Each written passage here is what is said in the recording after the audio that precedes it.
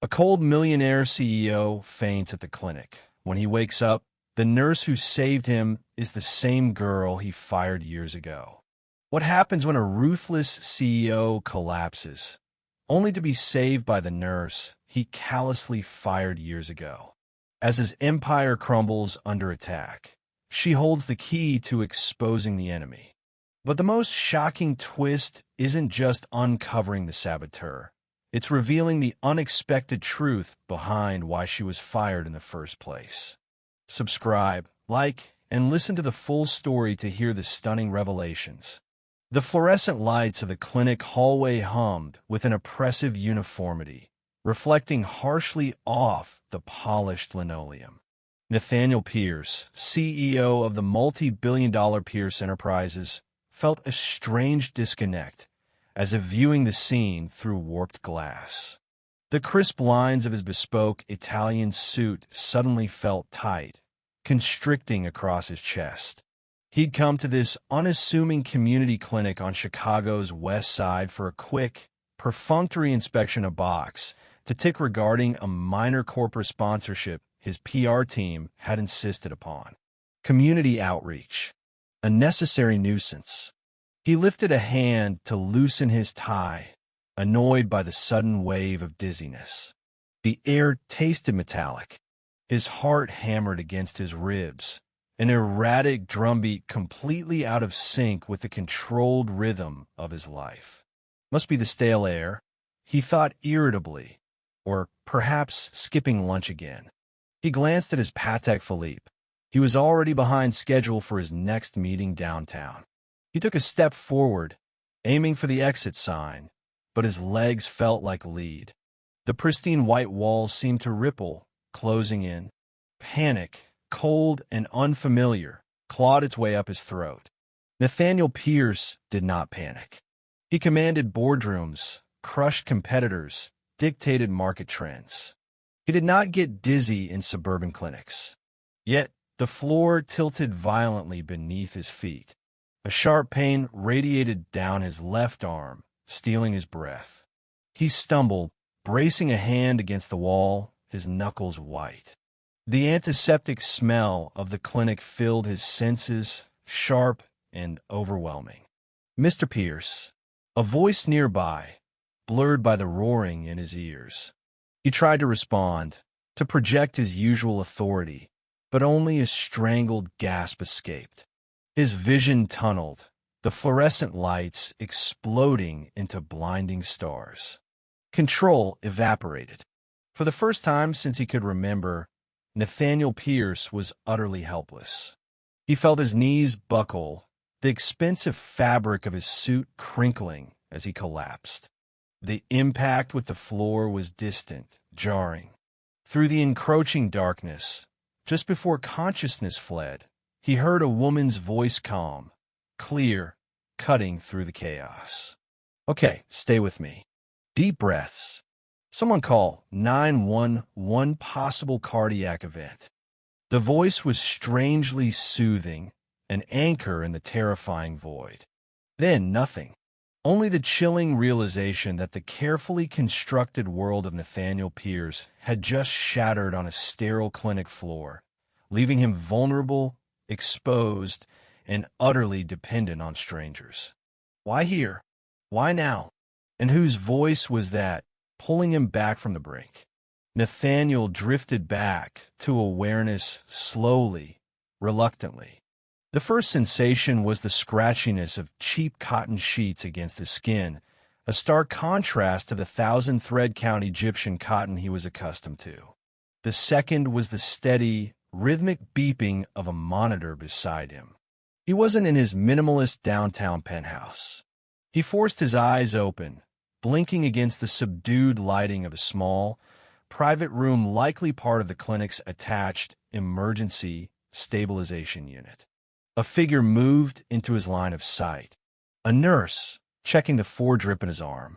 She had warm brown hair pulled back in a practical ponytail, revealing intelligent, focused blue eyes that widened slightly as they met his. She looked to be in her late 20s, her expression professional yet tinged with concern. Mr. Pierce? Welcome back. You gave us quite a scare, she said, her voice calm and even. It was the voice from the hallway. I'm Clara Evans, the nurse who attended to you initially. You collapsed in the hallway. Severe exhaustion and likely a stress-induced cardiac episode, though the ER doctors ran tests and ruled out a heart attack. You need rest. Nathaniel stared. Clara Evans. The name echoed from 5 years prior, hitting him with the force of an unexpected blow. He remembered her instantly, not as a nurse, but as a bright, overly idealistic intern swallowed and spat out by the Pierce Enterprises machine. She'd been part of a rotational program, sharp, analytical, but fatally naive in his eyes back then. Pierce Enterprises boardroom, 5 years ago. Nathaniel, then 33 and solidifying his iron grip on the company after his father's retirement, presided over a budget review. Spreadsheets glowed on the massive screen. He'd just announced significant cuts to non-essential expenditures, including slashing the funding for a community tech literacy program. The company sponsored a pet project of his father's era. Clara Evans, barely 22, looking small but resolute in the imposing room, had raised her hand. Mr. Pierce, she'd begun, her voice clear despite the intimidating audience of senior executives. I've analyzed the impact reports from the TechReach program. Cutting its funding entirely will disproportionately affect low-income families in the very neighborhoods Pierce Enterprises is expanding into. It contradicts our stated community engagement goals, and the data suggests the long-term goodwill outweighs the short-term savings. Nathaniel had cut her off, his voice dripping with ice. MS. Evans, Pierce Enterprises is a business, not a charity. Your job is to analyze profit margins, not social welfare. Sentimentality has no place in strategic financial planning. He saw the flicker of defiance in her eyes, her refusal to back down immediately. It infuriated him, the challenge, the implication that his decision was flawed, the waste of time. Your focus is clearly misplaced. You're fired. Security will escort you out. The shock on her face, the quickly hidden tears, the sudden silence in the room it had barely registered. Just another obstacle removed. Now, that same intern stood before him, not as a casualty of his ruthlessness, but as the person who had likely saved his life. The irony was a bitter pill. His voice, when he finally found it, was raspy, weak. You know who I am. A flicker of something unreadable crossed Clara's face recognition. Yes, but no triumph, no malice. Just a weary professionalism. Yes, Mr. Pierce. I remember. Then why? The question hung in the air. Why help the man who had crushed her aspirations without a second thought? Clara finished adjusting his fore, her movements efficient. She met his gaze squarely, her blue eyes holding a complex mixture of duty and perhaps distant pity. My job, Mr. Pierce, she stated calmly, is to provide care to whoever needs it in this clinic. Your history wasn't a factor when you were unresponsive on the floor. She paused, a subtle edge creeping into her voice. We treat the patient here, not their portfolio or their past decisions. With a final check of his monitors, she gave a curt nod. Rest now. The doctor will be in shortly. She turned and left, leaving Nathaniel alone with the beeping monitor, the scratchy sheets, and the profoundly unsettling realization that the idealistic young woman he dismissed so contemptuously might possess a strength and integrity his billions couldn't buy. He had to understand. Why was she here? And why did her quiet dignity suddenly make his own life feel so empty? His initial goal formed. Uncover the story of Clara Evans, perhaps driven less by pure remorse initially, and more by a disquieting need to reconcile the past with the present. Discharged the next day with strict orders to delegate, de-stress, and follow up with a cardiologist, Nathaniel Pierce found himself unusually preoccupied. The near collapse had shaken him. But it was the encounter with Clara Evans that truly unsettled his rigidly controlled world. He returned to his stark, minimalist penthouse overlooking Millennium Park, but the familiar view felt different, colder. He did what he did best, deployed resources. A discreet inquiry, handled by his most trusted head of security, revealed Clara's path since her abrupt departure from Pierce Enterprises. Shattered by the firing and disillusioned with the corporate world, she hadn't crawled back to a similar role. Instead, she'd pivoted entirely. Using her severance and savings, she'd put herself through an accelerated nursing program. Her academic record was stellar. Upon graduating, she hadn't pursued lucrative hospital positions. Instead, she'd chosen to work at the very community clinic where Nathaniel had collapsed the Horizon Free Clinic, known for serving Chicago's uninsured and underinsured populations. She worked long hours for a modest salary, supplemented by occasional private nursing shifts. Reports highlighted her dedication, compassion, and the respect she commanded from both patients and colleagues. Nathaniel also learned, with a pang of discomfort, that Clara's family had relied on a similar community program years ago when her father lost his job, the exact type of program he had so callously cut funding for. Her challenge 5 years ago hadn't just been idealism. It had been personal. A complex mixture of emotions warred within Nathaniel. Guilt, certainly, but also a grudging respect and an undeniable curiosity. He felt compelled to rectify things. His first impulse was typically transactional. He instructed his foundation manager to make a substantial, anonymous donation to the Horizon Clinic enough to cover their operating budget for 6 months. He imagined this grand gesture would somehow balance the scales. A week later, he received a formal, polite thank you letter from the clinic administrator, mentioning the anonymous benefactor. There was no personal acknowledgement from Clara. It wasn't enough. He found himself driving out to the clinic again, using the flimsy excuse of checking on the sponsorship details. He found Clara coordinating a flu shot drive in a crowded waiting room, calm amidst the controlled chaos. "Mr. Pierce," she greeted him, her tone professional but wary. "Here, for another tour? Just ensuring our investment is being properly utilized," he deflected, feeling foolish. He watched her interact with patients, an elderly woman, a worried young mother, a nervous teenager, her manner efficient yet kind, a far cry from the brittle interactions common in his world. Impulsively, he made his move. "Evans," he said, dropping the formality, reverting to his CEO persona. "Pierce Enterprises is restructuring its philanthropic arm. We need someone with insight into community needs, someone with analytical skills, and integrity. The salary would be triple what you make here. A corner office." Clara stopped what she was doing and looked at him, really looked at him, for the first time since he'd woken up in the clinic bed. There was no anger in her eyes, just a profound weariness and a surprising firmness. "Thank you for the offer, Mr. Pierce, but no." "Why not?" he pressed, baffled. "This is a significant opportunity." "Because my work here is significant," she countered evenly. "I spent 2 years in your world.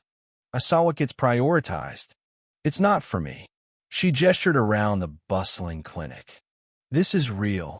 Making a tangible difference matters more to me than a corner office or a Pierce Enterprises paycheck."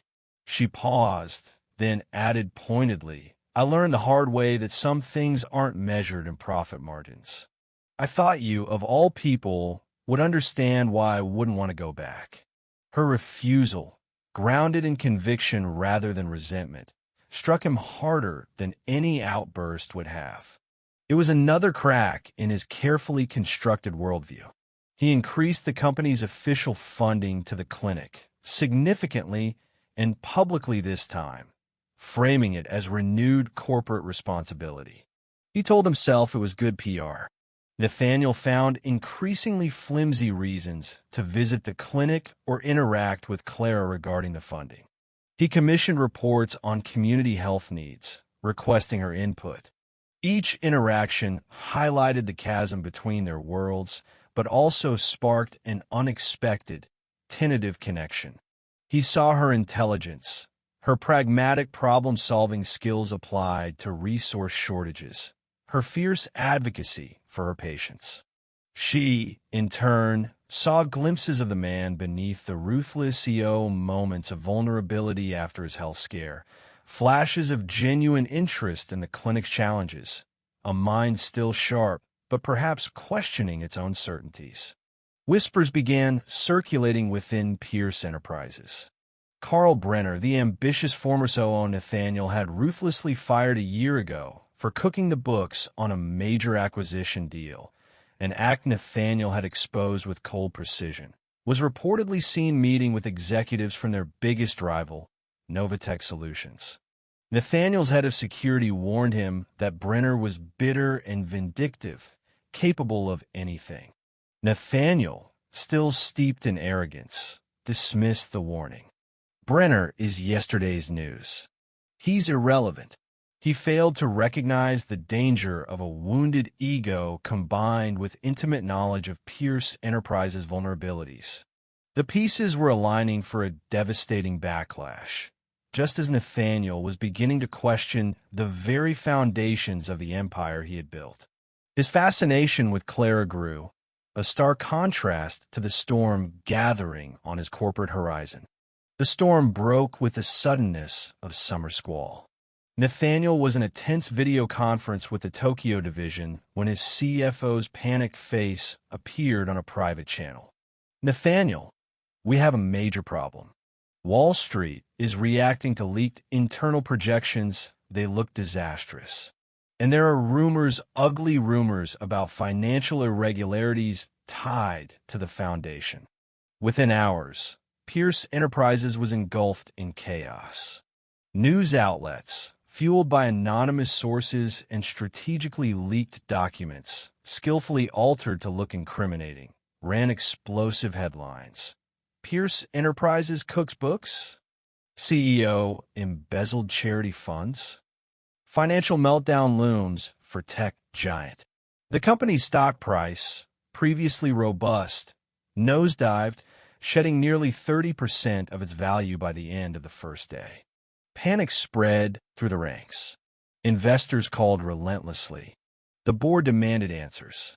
Nathaniel felt the floor drop out from under him, far more terrifyingly than it had in the clinic hallway. This wasn't a physical collapse. It was the implosion of his life's work.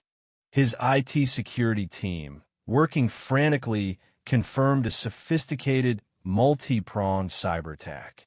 Financial data had been accessed and subtly manipulated before being leaked. Internal communications were compromised. Project roadmaps for upcoming products were splashed across tech blogs, attributed to a concerned whistleblower. The digital fingerprints were expertly masked, but the precision and inside knowledge pointed to someone intimately familiar with Pierce Enterprises' systems and secrets. The name surfaced quickly: Carl Brenner. While direct proof was initially elusive, the nature of the attack, combined with the timing and Brenner's known meetings with Novatech, made him the prime suspect. Brenner himself added fuel to the fire, giving an interview to a financial news channel where he expressed deep concern over the ethical lapses he allegedly witnessed before his wrongful termination by Nathaniel. He painted himself as a victim and Nathaniel as a corrupt tyrant. The pressure intensified daily. The stock continued its free fall. Key partners grew nervous. The board convened emergency meetings, the atmosphere thick with accusation and fear. Nathaniel, usually commanding and decisive, felt trapped in a nightmare. He lashed out at his team, demanding impossible fixes. His carefully controlled facade cracking under the strain. He retreated to his office, the city lights outside mocking his powerlessness. He saw the headlines predicting bankruptcy, saw his legacy turning to ash. In a moment of raw despair, staring at the plummeting stock ticker, he swept everything off his massive desk, the sound of shattering glass echoing in the cavernous room. "It's over," he rasped, slumping into his chair. Brenner won. That evening, his secure line buzzed. It was Clara Evans. He almost didn't answer, steeped in his misery, but something made him press the button. "Mr. Pierce." Her voice was calm, steady, a stark contrast to the panic swirling around him. "I've been following the news. About Pierce Enterprises. About the clinic's funding possibly being affected. It's a disaster, Evans," Nathaniel said, his voice hollow. "We're likely going under." "Perhaps," she replied evenly. "Or perhaps not." There was a pause. I remember Carl Brenner from my internship. Not just his position, but his habits. He was arrogant, technically careless, always bragging about bypassing security protocols he found inconvenient, using the same simple password patterns for multiple accounts, even personal ones mixed with work. Things IT security might overlook when searching for a sophisticated external attack. Nathaniel sat up straighter. An intern's observation from 5 years ago, it seemed flimsy yet. Brenner's arrogance was legendary. "What are you suggesting?" "I'm suggesting," Clara said carefully, "that the key to proving Brenner's involvement might not be in complex code, but in simple human error his error. He might have left traces, assuming no one would look for something so basic from a sophisticated attacker." She hesitated. "I don't know if I can help, but I have a good memory for details, especially concerning processes and potential vulnerabilities I observed back then. Maybe I could offer a different perspective to your security team." Hope, faint but persistent, flickered within Nathaniel. He was drowning, and Clara, the woman he had wronged, was offering a potential lifeline. It wasn't just her memory. It was her analytical mind, her outsider's perspective, her lack of fear in challenging assumptions, the very qualities he'd punished her for 5 years ago. Accepting her help meant acknowledging his own limitations, trusting someone he'd discarded, someone operating entirely outside his usual sphere of influence. It was a surrender of ego, a radical departure from his typical solitary command. "All right, Evans," he said, the decision solidifying even as he spoke. "Come in tomorrow morning. Talk to my head of IT, Jian Lee. Tell her everything you remember. We need everything right now." This uneasy alliance, born of desperation and a flicker of trust, marked a profound shift. Nathaniel Pierce was no longer fighting alone. He was placing a crucial part of his company's fate, and his own, into the hands of the nurse he once fired. Clara arrived at the gleaming, chaos-filled headquarters of Pierce Enterprises the next morning, not as a supplicant, but as a collaborator. The atmosphere was thick with tension, hushed conversations ceasing as she walked alongside Nathaniel towards the secure IT wing. Jian Lee, the company's sharp, no-nonsense head of cybersecurity, greeted them, skepticism etched on her face. An ex-intern nurse suggesting leads in a multi-million-dollar corporate sabotage case? But as Clara began speaking, outlining her observations from 5 years prior, Jian's skepticism slowly shifted to intense focus. Clara didn't claim to have magic answers. Instead, she detailed Carl Brenner's known patterns, his documented complaints about specific security protocols, his habit of using easily guessable personal information and passwords, birthdays, pet names she'd overheard him mention, his tendency to use less secure third-party cloud storage for convenience, his specific phrasing in internal memos that often betrayed his intentions. "He thinks he's smarter than the system," Clara explained. He cuts corners he deems beneath him. Look for activity that seems too simple, too arrogant for a sophisticated hacker. Armed with these behavioral insights, Jian Li and her team shifted their focus. Instead of solely hunting for complex malware or phantom external IPs, they began meticulously examining logs associated with Brenner's old network credentials, which should have been fully deactivated but perhaps weren't perfectly scrubbed. Cross-referencing activity with his known habits and potential personal account linkages. They scanned for logins from IPs associated with places Brenner frequented. Looked for data transfers to cloud services known for lax security. Searched archived communications for keywords related to his known grudges or personal life details Clara provided. Weeks turned into a grueling digital excavation. Nathaniel, working closely with Clara and Jian, shed his usual autocratic style, forced by the crisis to listen, collaborate, and trust their expertise. He saw Clara's sharp mind in action, connecting disparate pieces of information, suggesting search algorithms based on psychological profiling rather than just code. He provided context on Brenner's recent movements, potential accomplices, and financial pressures. Their working relationship intensified, built on shared purpose and late nights fueled by coffee and takeout Chinese food amidst the war room's glowing monitors. Respect grew, alongside an undeniable personal connection neither acknowledged aloud. They found breadcrumbs, fragmented log entries showing access attempts using variations of Brenner's suspected passwords, deleted emails recovered from backup servers hinting at communication with Novatech contacts using coded language. Network traffic spikes from an IP address traced to a coffee shop Brenner was known to frequent, coinciding with key data leak timings. It was circumstantial, suggestive, but not yet the smoking gun they needed. Carl Brenner, likely sensing the investigation tightening, perhaps through nervous former colleagues or his Novatech contacts, escalated his attacks. A distributed denial of service (DDoS) attack hammered the Pierce Enterprise's main servers, crippling customer access and further damaging the company's reputation.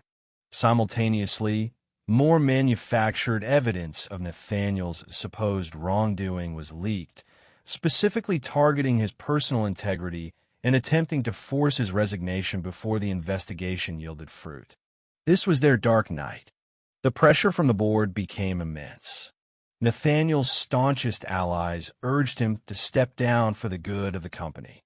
He wavered, exhausted and besieged, wondering if sacrificing himself was the only way to stop the bleeding. He found Clara in the deserted cafeteria late one night, staring blankly at a tablet, displaying the latest damaging headlines. "Maybe they're right," Nathaniel admitted, slumping into the chair opposite her. "Maybe I should just resign." Clara looked up, her blue eyes blazing with unexpected fire. "No," she said firmly. "That's exactly what Brenner wants. He wins if you quit. This isn't just about saving the company anymore, Nathaniel. It's about stopping someone like him from getting away with it. We have to fight back. We just need undeniable proof." Her conviction steadied him. They needed to force Brenner's hand. Clara, recalling Brenner's massive ego and desperate need for recognition, devised a risky strategy with Jian Li. They couldn't directly hack Brenner, but they could use his own arrogance against him. Jian's team identified a specific, slightly obscure financial analysis forum Brenner was known to frequent under a pseudonym, often boasting subtly about his market insights. Working within legal boundaries, they crafted a post under a new, seemingly credible analyst persona, praising the brilliant maneuvering destabilizing Pierce Enterprises and speculating wildly, but plausibly, based on the public data, about the attacker's master plan, subtly including deliberate technical inaccuracies about how the final blow might land, e.g., suggesting a specific server wipe method they knew Brenner wouldn't use, but which might bait him into correcting them. The bait worked. Brenner, unable to resist correcting the amateur analysis and hinting at his superior knowledge, responded pseudonymously, inadvertently confirming key details about his methods and boasting about a final, imminent attack designed to corrupt Pierce Enterprises' core databases during the upcoming emergency shareholder meeting. Time for maximum chaos. He essentially outlined his next move. The IT team captured the authenticated post, cross-referenced the user's digital footprint with other known Brenner aliases, and finally had the concrete evidence linking Brenner directly to the ongoing sabotage and his future intent. They compiled everything: the digital forensics, the recovered communications, the financial trails showing payoffs from shell corporations linked to Novatech, and Brenner's own damning forum posts. The legal team worked around the clock, preparing injunctions and coordinating with federal authorities, FBI's Cybercrime Division, who had been quietly monitoring the situation. The stage was set for the emergency shareholder meeting, Brenner's planned moment of triumph, now poised to become his public execution. Nathaniel and Clara exchanged a look, exhausted, determined, and united. The atmosphere in the emergency shareholder meeting, held in Pierce Enterprises' largest auditorium and streamed live to hundreds of investors globally, was electric with tension. Faces were grim. The stock price, though stabilized slightly by rumors of an internal investigation, remained dangerously low. Nathaniel stood at the podium, Clara and Jian flanking him, projecting a united front that surprised many. As expected, Carl Brenner's face appeared on the main screen via video link, dialed in from an undisclosed location. His expression was smug, radiating false sympathy. "Members of the board, esteemed shareholders," he began, his voice smooth as venom. "It pains me to see the company I dedicated years to brought so low by mismanagement and ethical failings at the highest level. For the good of Pierce Enterprises, I urge you to accept Mr. Pierce's resignation immediately." Nathaniel let the silence hang for a beat, then nodded curtly to Jian. "Mr. Brenner," Nathaniel's voice was cold, steady, amplified throughout the auditorium. "Your concern is touching. However, your assessment of the situation seems incomplete." Jian took the podium. "Over the past several weeks," she announced, her voice crisp and professional, "my team has conducted an exhaustive forensic investigation into the cyber attacks and data leaks targeting Pierce Enterprises." On the massive screen behind them, complex diagrams and log files appeared. While the attacks showed initial sophistication, they were ultimately compromised by the perpetrators' arrogance and desquito carelessness. She presented the evidence step by step.